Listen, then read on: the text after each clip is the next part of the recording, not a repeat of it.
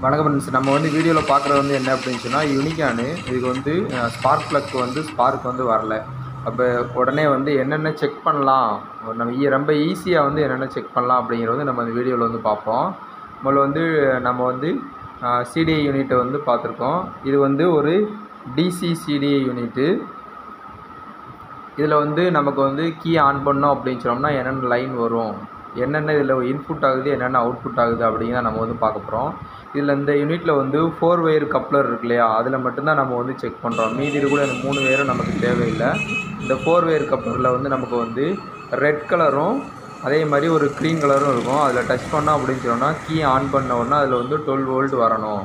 பேட்டரியில் என்ன வோல்டேஜ் இருக்கோ அது வந்து வரணும், அந்த ரெட்லேயும் க்ரீன்லேயும். இதுக்கப்புறம் என்ன செய்கிறோம் அப்படின்னா கண்டினியூட்டி மோடுக்கு வந்து நம்ம வந்து மாற்றிக்கிறோம். மாற்றிட்டு பிக்கப் காயிலோட ஓம்ஸை வந்து செக் பண்ணுறோம். அந்த ப்ளூலேயும் க்ரீன்லேயும் வைக்கிறோம். ப்ளூலேயும் க்ரீன்லேயும் வச்சோம் அப்படின்னு சொன்னோம்னா ஓகே 120 to 140 இருக்கும். ஓகே, அப்போ வந்து நமக்கு வந்து பிக்கப் காயிலும் ஓகே கரெக்டாக இருக்குது. இதுக்கப்புறம் வந்து அந்த பிளாக்கில் எல்லோ அதுதான் நமக்கு வந்து பவர் காயிலுக்கு போகக்கூடிய அவுட்புட் ஒயர். அந்த அவுட்புட் ஒயர் வந்து எதுவும் கட் ஆகிருக்கான்னு சொல்லி பார்க்குறதுக்காக என்ன பண்ணுறோம் அப்படின்னு சொன்னோம்னா சேம் வந்து அந்த பிளாக்கில் எல்லோவுலையும் அந்த க்ரீன்லேயும் வைக்கிறோம். ஒயர் எதுவும் கட் ஆகிருக்கா அப்படின்னு சொல்லி பார்க்கும்போது இதில் வந்து பஸ்ஸர் அடிக்குது. பஸ்ஸர் வந்து அடிக்கக்கூடாது. நமக்கு வந்து என்ன செய்யணும் அப்படின்னு சொன்னால் இதில் வந்து லீடிங் தான் காமிக்கணும். ஏதாவது ஓம்ஸ் லீடிங் தான் காமிக்கணும். அதுக்கு பதிலாக ஏதோ பாடியான மாதிரி நமக்கு வந்து பஸ்ஸர் வந்து காமிக்குது.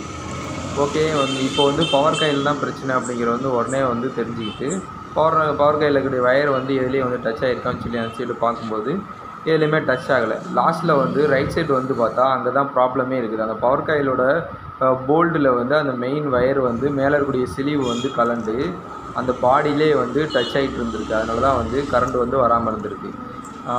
இதுதான் கம்ப்ளைண்ட்டு அப்படிங்கிறது வந்து தெரிஞ்சு போச்சு. இப்போ என்ன பண்ணுறேன் அப்படின்னு சொன்னால் அந்த மேலே இருக்கக்கூடிய அந்த சிலிவை வந்து நம்ம வந்து மேலே வந்து தள்ளி விட்டுறோம். நகட்டி விட்டுட்டு திரும்ப வந்து நம்ம வந்து டிசிஐ யூனிட்டில் வந்து அந்த ஜாக்கெட்ஸ்லாம் கழட்டி விட்டோம் இல்லையா, அதை வந்து திரும்ப மாட்டிட்டு நம்ம வந்து செக் பண்ணி பார்க்குறோம்.